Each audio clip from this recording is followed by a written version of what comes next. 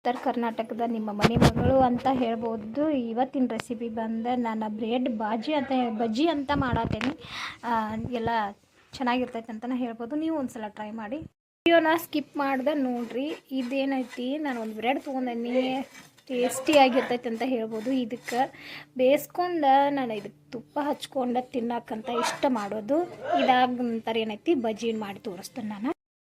ಎರಡು ಸೈಡ್ ಬೇಯಿಸ್ಕೊಂಡು ಒಂಚೂರು ತುಪ್ಪ ಹಾಕ್ಕೊಂಡು ಕಿಶಿಂದ ತಿಂದುಬಿಟ್ರೆ ತುಂಬ ಟೇಸ್ಟಿಯಾಗಿ ಇರ್ತೈತೆ ಅಂತ ಹೇಳ್ಬೋದು. ಈ ಥರ ಮಾಡ್ಕೊಂಡು ಹಸುವಿನ ಟೈಮ್ದಾಗ ತಿಂದ್ರೆ ಟೇಸ್ಟಿಯಾಗಿ ಇರ್ತೈತಿ.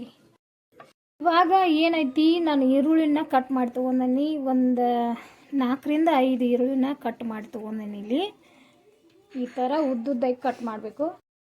ಇದನ್ನ ಇವಾಗ ಈ ಥರ ತೊಳೆದು ತೊಗೊಂಡೇನೆ ನಾನು. ಈ ಥರ ತೊಳೆದು ತೊಗೋಬೇಕು. ಇದಕ್ಕೆ ಏನೈತಿ, ನಾನು ಕಡಲೆ ಹಿಟ್ಟು ಮಿಕ್ಸ್ ಮಾಡ್ಕೊತಾನೆ, ಅದಕ್ಕೆ ಬೇಕಾದ ಮಸಾಲೆನ ಮಿಕ್ಸ್ ಮಾಡ್ಕೊತಾನೆ. ಇವಾಗ ಏನೈತಿ, 1 ಸ್ಪೂನ್ ಅಜ್ವಾನ ತೊಗೊಂಡೇನಿ. ಈ ಥರ ತಿಕ್ಕಿ ಹಾಕ್ಕೊಂಡ್ಬಿಡ್ಬೇಕು ಇದನ್ನು. ಈ ಥರ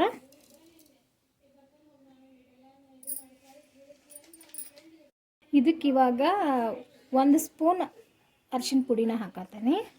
1 ಸ್ಪೂನ್ ಇದು ಮಿಕ್ಸ್ ಧನಿಯಾ ಪೌಡ್ರ್ ಅದ ಎಲ್ಲ ಕೂಡಿ ಮಾಡ್ಕೊಂಡಿರೋದು ಮಸಾಲೆನ ಹಾಕತ್ತೆ.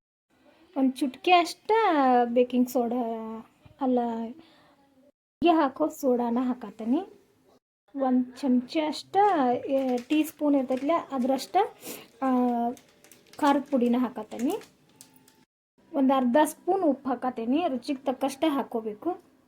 ಇವಾಗ ಏನೈತಿ, 1 ಬೌಲ್ ಸಣ್ಣ ಬೌಲ್ ಇರ್ತೈತಿಲ್ಲ ಅದರಷ್ಟು ಮ್ಯಾನೇಜನ್ ಮಾಡ್ಕೊಂಡು ಕಡಲೆ ಹಿಟ್ಟನ್ನು ಹಾಕೋಕತ್ತೀನಿ. ಇದನ್ನು ಇವಾಗ ಮಿಕ್ಸ್ ಮಾಡ್ಕೋಬೇಕು. ಹಾಕ್ಕೊಂಡು ಮೇಲೆ ಒಂದು ಸ್ವಲ್ಪ ಕೊತ್ತಂಬರಿ ಹಾಕ್ಕೊಂಡು ಮಿಕ್ಸ್ ಮಾಡ್ಕೊ.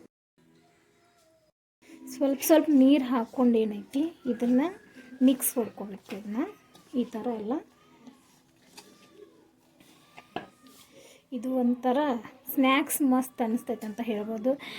ಸಾಯಂಕಾಲ ಮಕ್ಕಳು ಬರ್ತಾರಲ್ಲ ಸ್ಕೂಲಿಂದ, ಅವಾಗ ಏನೈತಿ ಇದನ್ನು ಮಾಡಿಕೊಟ್ರೆ ಸಖತ್ ಖುಷಿ ಆಗ್ತಾರು. ಹಂಗೆ ಏನೈತಿ, ನಮಗೂ ಚೆನ್ನಾಗಿ ಅನ್ನಿಸ್ತಿದ್ರೆ ಮಾಡ್ಕೊಂಡು ತಿನ್ಬೋದು. ಇದು ಒಂದು ರೆಸಿಪಿ ಚೆನ್ನಾಗಿರ್ತೈತೆ ಅಂತಲೇ ಹೇಳ್ಬೋದು. ಈ ಥರ ಮಾಡಿರಿ ಅಂತಲೇ ಹೇಳ್ಬೋದು ಒಂದ್ಸಲ. ಈ ಥರ ಮಿಕ್ಸ್ ಮಾಡ್ಕೊಂಡೇನಿ ನಾನು. ಇನ್ನೇನೈತಿ, ಬ್ರೆಡ್ ಕಟ್ ಮಾಡಿ ನಾನಿಲ್ಲಿ 4 ಬ್ರೆಡ್ನ ತೊಗೊಂಡೇನಿ. ಇದನ್ನು ಕ್ರಾಸಾಗಿ ಕಟ್ ಮಾಡ್ಕೋಬೇಕು. ಈ ಥರ ಕಟ್ ಮಾಡ್ಕೋಬೇಕು. ಇದನ್ನು ಈ ಥರ ಕಟ್ ಮಾಡ್ಕೊಂಡು ಏನೈತಿ, ನಾವು ಈಗೇನು ಬ್ರೆಡ್ ಬಜ್ಜಿನ ಮಾಡತ್ತಿದ್ದಿಲ್ಲ ಅದು ಒಂಥರ ಸ್ನ್ಯಾಕ್ಸ್. ಇದೊಂದು ಹೊಸ ರೆಸಿಪಿ ಅಂತಲೇ ಹೇಳ್ಬೋದು.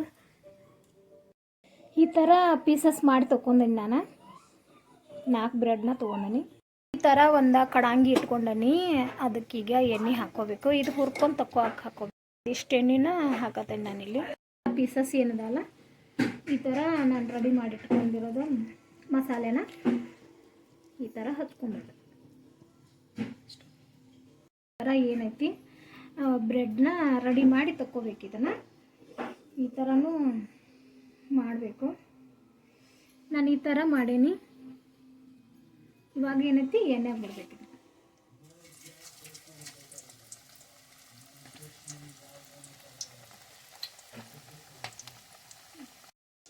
ನಾನಿಲ್ಲಿ 2 ಬ್ರೆಡ್ನ ಈ ಥರ ರೆಡಿ ಮಾಡಿ ತಗೊಂಡೇನಿ.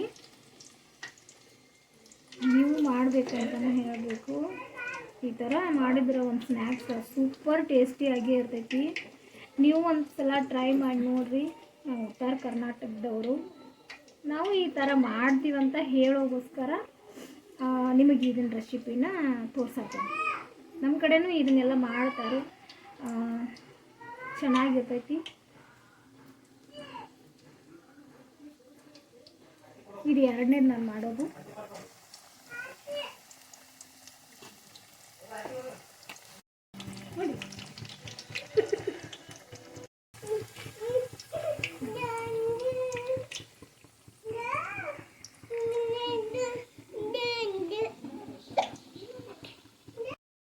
ಸ್ನ್ಯಾಕ್ಸ್ನ ನಾ ಇವತ್ತು ಮಾಡೇನಿ.